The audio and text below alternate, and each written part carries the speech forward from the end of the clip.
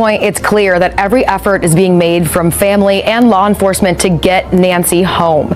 But there were 4 things that stuck out to the former agent who spoke to me after he watched Savannah's message. I can break a little news on your program here that I spoke with a detective earlier today, and effective Monday, this investigation will essentially be moved to the task force entirely. 50 days since Nancy Guthrie vanished from the high-end dirt of the Catalina Foothills. 50 days of silence. 0 cuffs, 0 named suspects. Not one single break in this case has survived the light of day. But the board just shifted. 2 major bombs dropped this week that rewrite the entire map of this hunt. First, the Guthrie family finally ended their weeks of silence. They didn't just speak, they issued a tactical strike. For the first time in 50 days, they stopped looking at the horizon and looked at their own neighbors. Every syllable was a scalpel. They aren't begging for tips anymore. They're saying a local is hiding the truth. The FBI scrubbed every comma of that statement before it went live. This was a targeted federal message. Why now? A retired behavioral profiler just sat down with investigators and pointed a finger. He's not guessing, he's calculating. The predator didn't just run. He retreated to a base of operations, a staging ground, a place to hide. South Tucson. That's the bullseye. A professional just put a name on the map for the very first time. Simultaneously, the FBI is tearing apart a vacant house right next to Nancy's fence. Was he watching from there? A former neighbor who cleared out before the snatch has been spotted lurking back on the street. Why return now? Investigators are staring at a calendar with 3 dates circled in red ink. The pattern is undeniable and loud. January 11th, January 24th, February 1st. These aren't just random marks on a timeline. Every single hit was a weekend. Never a Tuesday morning, never a Thursday, always when the city sleeps. The big question? Is this monster a weekend warrior who works a normal 9 to 5 right here in Tucson? He clocks out Friday and starts his real work. Surveillance, stalking, mapping out Nancy's life while he hides in plain sight. This wasn't a crime of opportunity. It was a military-grade extraction months in the making. He studied her. The mountain of evidence is leaning heavy in one direction. The data doesn't lie, and it's pointing at a pro. If he's a local, he's driven past the flowers at her house. He's looked at the memorial and felt nothing. He might be watching this broadcast right now from a living room 5 miles away. Feet up, completely calm. He'll be at his desk Monday morning. Just another face in the crowd. A ghost with a lunch break. We need to strip this down. Every thread connects. The media missed the logic, but the feds didn't. 50 days in, the wall of silence around the Guthrie house finally cracked wide open. No crying on Instagram, no chaotic press conferences. This was a cold, calculated move by the family. They handed a specific written document to KVOA. It wasn't a plea, it was a signal to the captor. In a federal kidnapping case, you don't vent grief, you communicate. Every word is a piece of the trap. Every phrase was vetted by behavioral experts. Every period was placed there for a specific psychological reason. Nothing goes public without a federal sign-off. These words are operational. They are designed to provoke a reaction. This message was coded for an audience of 1, the person holding the keys to Nancy's cell. Brian Anton has been boots on the ground since the first sirens. He's been breathing the Tucson dust for weeks. He tore that statement apart word by word. He saw the structure. He saw the federal fingerprints all over it. Not one word was an accident. This is a high-stakes chess match, and the Guthries just moved a pawn. One specific sentence stopped every analyst in their tracks. It changed the entire geometry of the search. The family believes Tucson holds the secret. Not a drifter, not a traveler, someone who calls this city home. Tucsonans, that's the word. They aren't looking for a stranger on the interstate. They're looking at you. Someone who knows the back alleys. Someone who knows which cameras are decoys and which ones are live. He didn't need a map to find her. He's driven that street 1,000 times. He belonged in the landscape. He was invisible because he looked like everyone else. Just another car in the driveway. Just another neighbor. He isn't a glitch in the system. He is the system. Anton's sources are screaming the same thing. The belief inside the task force is hardening into a cold, hard fact. They know he's still here. Forensic markers point to a Tucson local, someone from this exact neighborhood, a neighbor from the surrounding streets who knew exactly where to hide. This hunch has been a quiet, steady pulse driving the investigation since day 1. Day 50 rolls around and the family breaks their silence. This statement? It's got the FBI's fingerprints all over it. This isn't just news, it's a tactical strike. This is a flare fired into the dark, aimed right at one specific person's window. They named a time. January 11th, late evening. Why mention a specific hour now? What did the investigators see in the pitch black? Not just the day, the dead of night on January 11th. Sources say the doorbell footage shows him without his gear. No backpack, no tools. Just a man watching. Compare that to February 1st. On that night, he's mission ready, fully equipped. What changed in those 3 weeks? This shift puts his first recon mission 3 weeks before the actual grab. He didn't just stumble upon this house. We're looking at a surveillance timeline that goes way deeper than the police originally admitted. He was studying her. 4 separate news networks are shouting this from the rooftops now. ABC, NBC, Fox, and News Nation all confirmed it. 4 different sources say these photos aren't from one night, they're from multiple scouting trips. The sheriff is playing defense, publicly shooting down that theory every chance he gets. But the boots on the ground? They're standing by their intel. Now look at the calendar. Focus on the dates. These dates hide a pattern that's been staring us in the face, ignored by everyone until the data started screaming. January 11th, a Sunday. January 24th, a Saturday. February 1st, the night Nancy vanished, that was the early hours of a Sunday. Every major move the FBI flagged, every time he stepped onto that property, every single confirmed or probable visit, every timestamp on that timeline lands on a weekend. That's not some cosmic accident, that's a hunter's schedule. It's the skeleton of a regular life. It shows us exactly where his boundaries are. This points to a guy with a rigid Monday through Friday routine, a man who punches a clock. Someone tied to a desk or a classroom during the week. Someone who only has the freedom to hunt on Saturdays and Sundays. He's local enough that a trip to this specific street doesn't require a hotel room or a gas station stop. He can cruise into the Catalina Foothills on a Saturday, walk the perimeter, and size up the doors without breaking a sweat. If a light stays on or a car pulls in, he just walks away. It's a low-cost recon mission. He just drives home. He waits. One weekend passes, then another. He's patient because he lives right around the corner. He's not a drifter. He's not some transient passing through on a bus. He's not an out-of-towner. He's part of Tucson's heartbeat. He's stitched into the city's daily rhythm. These streets are his backyard. This neighborhood is part of his everyday map.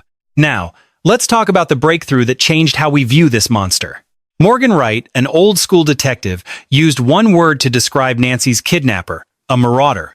That's not just a scary word, it's a psychological profile. In the world of profiling, a marauder has a lair, a fixed home base they return to after every strike. They don't roam across state lines, they hunt in their own zip code. They aren't strangers lost in a new town, they know exactly which alleys have cameras and which don't. He lives close enough to pull the plug on a job and sleep in his own bed 20 minutes later. No stress. He spent weeks watching from the darkness, learning every single one of Nancy's habits. He knew her routines. He knew her weak spots. That kind of intel takes time and proximity. Wright didn't stop at the profile. He pointed his finger at the map. Look at how he dressed. Look at how fast he moved. Look at the geography of the Catalina Foothills. Wright bets his career that the abductor's home base is somewhere toward South Tucson. The mountains to the north are a dead end. No one trying to vanish quickly goes toward the peaks. You need an exit strategy. You need routes that don't have eyes on them. Every road that makes sense for a quick, quiet getaway points directly to the south. South Tucson is where the data leads. That's where the hunter goes to hide. A veteran detective with the miles on his boots to back it up is pinning this investigation to a geographic kill zone more precise than anything the public has heard yet. When a pro with that kind of street-level experience talks, you don't just listen, you pay attention. Now, take that geographic bullseye and mash it against the heavy lifting the Bureau is doing right in the dirt surrounding her property. There's an empty shell of a house sitting right next door that's being torn apart as a potential tactical staging ground for a predator. Bob Kyrie, the man who used to call the shots for Pima County SWAT, laid out an assessment that's as cold and clinical as a crime scene report. An abandoned property in that exact spot isn't just an eyesore, it's a command center for someone to run a long-game surveillance op without ever being seen. It's the ultimate lie for being on that block at 3 in the morning or high noon. It's a front-row seat to her every move. He was counting her breaths, timing her arrivals, and mapping her entire existence. He knew exactly when she flipped the light switch, which nights her car never left the driveway, and exactly when she was verifiably, dangerously alone. Kyrie's logic gets even darker. He says a vacant structure like that is the perfect blind for planting high-tech lenses and hidden recording gear. You position the glass to catch every movement on the asphalt, and suddenly you have a bird's-eye view with zero footprint to tip off the neighbors. Stop and think about the sheer weight of that for a second. Someone with the keys or the nerve to camp out next door could have spent months building a dossier on her life from a few feet away. They're crafting a high-definition map of her vulnerabilities while standing close enough to hear her front door click shut, all while remaining a ghost. No strange cars idling at the curb to trigger a call to 911, no hooded figure pacing the sidewalk. Just a dark, quiet house that everyone ignored because empty buildings in nice neighborhoods are supposed to be invisible. Then you've got the neighbor detail that reporter Brian Enton hammered home this week. The feds are digging into a neighbor who cleared out before Nancy went missing, only to crawl back to the block afterward instead of starting over. He didn't just leave, he looped back. That's a red flag that screams a specific kind of obsession. The Pima County Sheriff's Department told news outlets on March 20th that they're actively dissecting reports of weird activity at that empty house. It was Aldine Meister, Nancy's neighbor for 30 years, who finally put the spotlight on the house next door. She didn't just whisper it. She put her name on the record for the investigators to see. She told them the people on the other side moved out, and she wanted that house cleared top to bottom. The Bureau didn't just hear her, they acted, swarming back to that property with a renewed focus. Let's look at the timeline the evidence builds, because the sequence of visits before February 1st is the heartbeat of this entire investigation. Doorbell footage, verified by 4 networks and 4 different badges, puts the suspect on that porch on 2 very different nights. These aren't just random sightings, they are distinct, calculated operations on 2 separate dates. The first time he shows up, he's light, no backpack, no heavy gear. He's just standing there, studying the lens, testing the lock, and deciding the timing isn't perfect before he vanishes into the night. No fight, no entry, just a dry run. But the second visit, that's when the monster finally shows his teeth. This time, the mask is tight, the weapon is holstered and ready, and the intent is unmistakable. He's got a backpack loaded with the tools he needed to spend 41 minutes inside that house.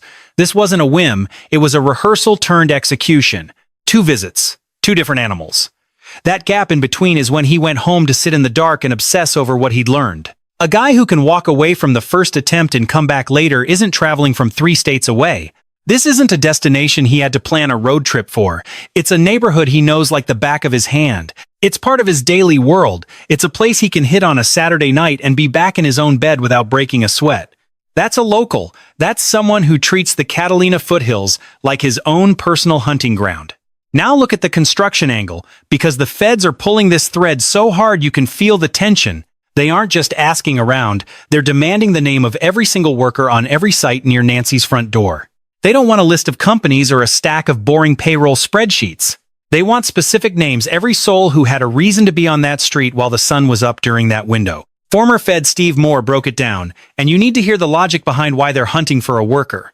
The theory is that this was a surgical strike by someone with a legal, boring reason to be on that street every single day in January. He had the kind of access that you can't fake, and you can't buy the kind of access that lets a predator blend into the background. Think about what a hard hat and a clipboard get you in a residential area. Total, unquestioned surveillance of every house on the block. A beat-up work truck rattles to the curb at 7 in the morning sharp, loaded with rusted tools and zero suspicion. It is the ultimate urban camouflage. You are just another face in the dirt. Neighbors see the neon vest and the heavy boots. Then they look right through you. You have faded into the gray noise of the street. Nobody dials 911 on a work crew. A white truck and a ladder rack are not a threat. They are just another part of the neighborhood machinery. Try standing on a corner in a hoodie and see what happens, but put on a hard hat? You are invisible. You can stare right into a driveway and map every vehicle while the world ignores you. You are counting the seconds now. How long does it take her to walk from the car to the deadbolt? Does she fumble for her keys? You have the stopwatch running. You are not just looking at the house, you are hunting for the glass eyes. Which cameras are high-end 4K, and which ones are just plastic decoys bought to scare off teenagers? Week 1 is for the basics. You note the golden retriever that only barks at the mailman and the visitors who park out front every Tuesday night. By week 2, you know exactly when the house goes cold. 11:15 p.m. Like clockwork, the street goes dark and the vulnerability skyrockets. You are cataloging the night owls. Who stays up late? Who is watching TV in the back room? Every flickering screen is a data point in a lethal blueprint. This was not a crime of passion, it was an operational masterclass. Over weeks of legal loitering, a predator mapped Nancy Guthrie's entire existence until they owned her schedule. Here is the kicker. The guy who did the reconnaissance might not even be the one who wore the mask. Why risk the capture when you can outsource the scouting? One guy watches, another guy strikes. All it takes is a phone call or a whispered conversation to hand over the keys to a woman's life on February 1st. The FBI is demanding every single name from those local construction sites. That is not a routine check, that is a scorched earth hunt for a killer hiding in plain sight. This is not a fishing expedition. This is a targeted strike on a specific demographic, someone who had the right clothes and the right excuse to be on that block. Forensic expert Brant Smith just dropped a bomb on the investigation that changes everything we thought we knew about the killer's sick headspace. Smith told the media that these monsters have a specific, twisted compulsion. They cannot help themselves. They have to witness the wreckage they have caused. Suspects do not just run, they circle back. They return to the scene like a moth to a flame, and the documented data on these cases is disturbingly consistent.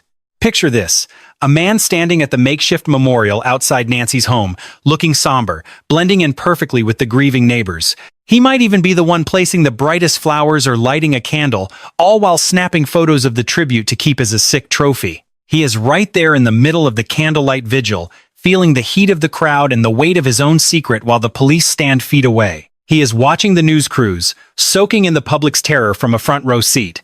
He looks normal. He looks heartbroken, and that is exactly why he is dangerous. Brian Enton went on the record with a terrifying possibility. The killer's face might already be burned onto a hard drive in some news station's background footage. This is not some Hollywood script. High-profile cases are littered with killers who could not resist the urge to join the search parties for their own victims. It is a textbook behavioral loop.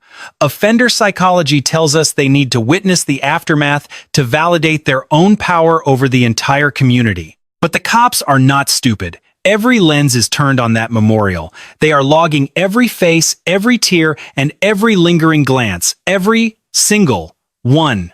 Now we get to the DNA. This is where the local trail hits the lab, and there is a massive piece of the puzzle the mainstream media is completely missing. They found foreign DNA inside the Guthrie home.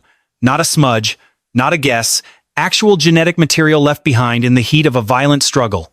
This was not hers. It did not belong to any friends or family. This was the biological calling card of an intruder who thought he was being careful. It is a mixed profile. That means we are looking at more than one contributor, and a high-end lab in Florida is currently tearing those cells apart. Forensic genetic genealogy is officially in play. They are taking that biological ghost and turning it into a living, breathing family tree. This is the exact same tech that put the handcuffs on Brian Kohberger. It turns a tiny drop of fluid into a one-way ticket to a life sentence. It is what finally caught the Golden State Killer, Joseph James D'Angelo, after 40 long years of him thinking he had gotten away with it. Think of it like this. The lab takes that mystery DNA and starts building a web, reaching out into the world to find anyone with a matching strand. They are not looking for the killer yet. They are looking for his second cousin or his great aunt. Anyone who ever uploaded a spit swab to find their roots. You do not have to be in a police database. If your cousin used a site like Ancestry to find their heritage, they just handed the FBI your home address. All it takes is one single hit. One distant relative anywhere on the planet who wanted to know their history just blew the killer's cover forever. One person. That is the margin of error.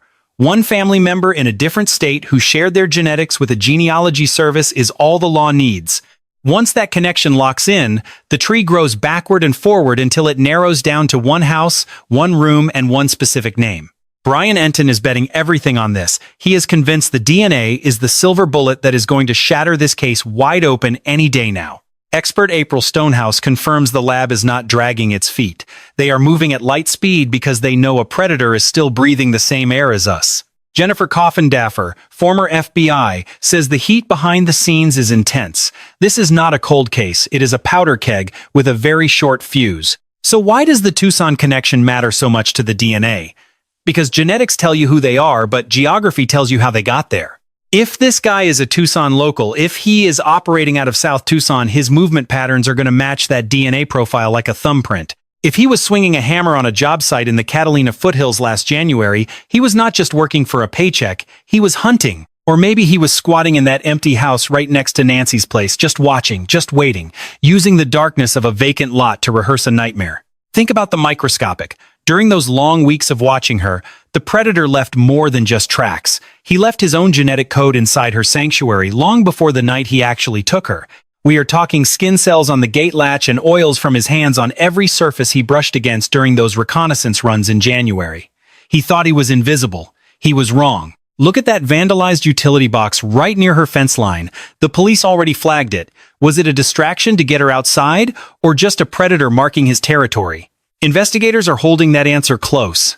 He stood on her doorstep. He touched the railings. Those casual, arrogant touches happened weeks before anyone even knew a crime was coming, and now those ghost-like traces are his biggest liability. The Federal Bureau of Investigation is digging through every single name on those construction rosters.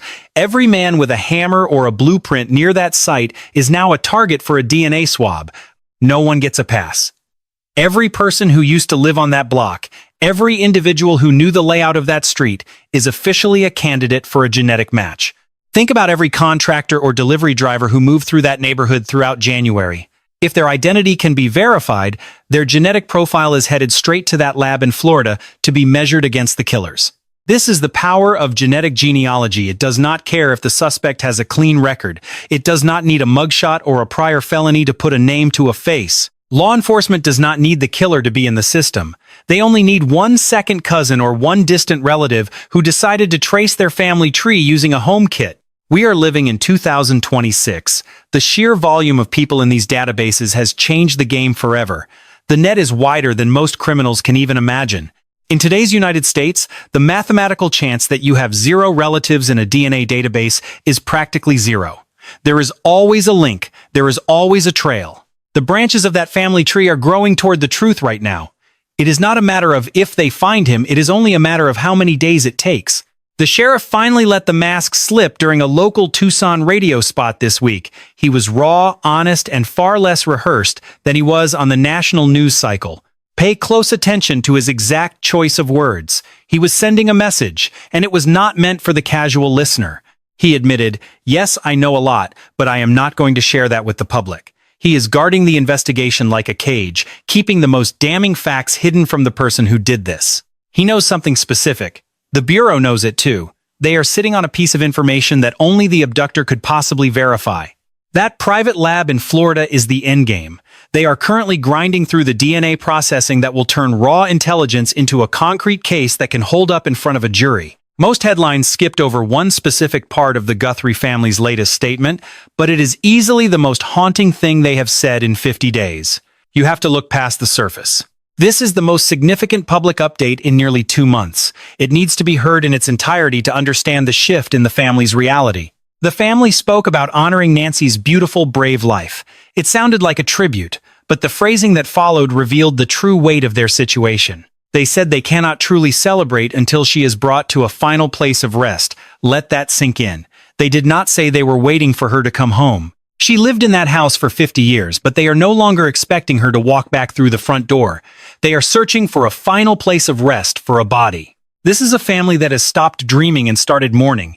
They are feeling the crushing weight of 50 days of silence, and what the evidence is clearly screaming at them. They love their mother with everything they have, but they are also beginning to accept a reality that no child should ever have to face.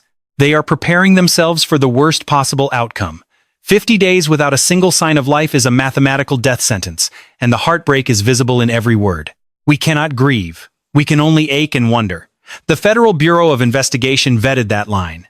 They allowed the family to say it because the truth is likely even darker. Every syllable in that statement was picked with surgical precision.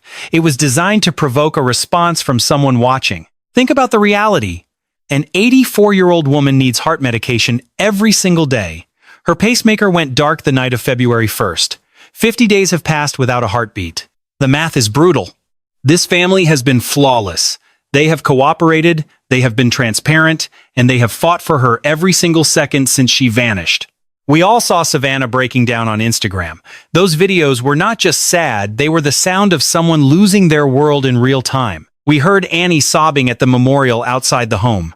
The sound of that grief is something you do not forget once you hear it. Cameron did not blink when he stared into the camera lens. He spoke directly to the person who took his mother, challenging them to show a shred of humanity. They put up $1 million reward. They stood under every newslight. They did everything a family is supposed to do to bring a loved one back. And now, with the FBI's full approval, the tone has shifted. The language has changed from rescue to resolution. They are finding the courage to face the truth. They are holding space for the fact that their mother might never come home alive. Nancy Guthrie was 84 years old. She was a staple of that community for 5 decades. She was part of the very soil of that neighborhood. She had dinner with her kids on a Saturday. She laughed over card games. She felt safe in the world she helped build. She deserved to sleep in her own bed that night. She deserves to be found. Someone in Tucson knows exactly what happened during those 41 minutes of terror. The answer is walking the same streets we are. It is someone with a 9 to 5. Someone who blends in. Someone who knows those side streets and alleyways because they drive them every single day. Was it someone who sat in a parked car across the street for 3 weekends in January? Someone who watched her lights go off and timed her movements? They know where they drove in the early hours of February 1st. They know where they left her. They are living with that secret while the rest of the city searches. The Guthrie family is looking right at the people of Tucson. That statement the FBI approved? It was a direct challenge to the community to stop protecting a monster. A veteran detective with years of profiling experience has already pointed to South Tucson. He believes that is the predator's base, the place where he feels safe. There was an empty house right next to Nancy's. Investigators are looking at it as the perfect perch, where someone could have watched her for weeks without being seen. Then there is the neighbor, the one who moved out but kept coming back to the street after Nancy vanished. Why stay attached to a place you already left? Microscopic signatures, traces of skin and sweat. Right now, a high-tech lab in Florida is decoding the suspect's very existence through forensic genealogy. The sheriff is holding cards he hasn't played yet. He's got secrets. This isn't a cold case gathering dust on a shelf. The search isn't stalling. It's actually tightening. Investigators are closing the perimeter, focusing their hunt on one specific neighborhood, street by street. There is a man out there. He's spent weeks perfecting a lie, maintaining a hollow mask that looks exactly like a citizen. He lives a normal life in your city, but he's carrying the crushing weight of what he did back on February 1st. Listen, Tucson, did someone you know change overnight? Did they get twitchy or erratic in those frantic days right after February 1st? Think back to January 11th or January 24th. Did you spot a strange vehicle idling on your block without any logical reason? To the crews working construction in the Catalina Foothills in early February, did you see a detail that just didn't feel right? Someone you know hasn't been the same since the news of Nancy's disappearance broke. Do not wait. Make the call tonight. Get the feds on the line at 1-800-CALL-FBI. That's 1-800-2255-324. Submit your tip at tips.fbi.gov or call the Pima County Sheriff at 520-351-4900. This process is entirely anonymous. No names, no records, no paper trail. There is over $1 million on the table. No ID check, just cash at a neutral spot of your choosing. Sometimes the right person sees the right story at the perfect moment. You might be the only one who can bring Nancy home. 50 days of silence for a family in pain. 50 days of a city holding a secret that needs to be told.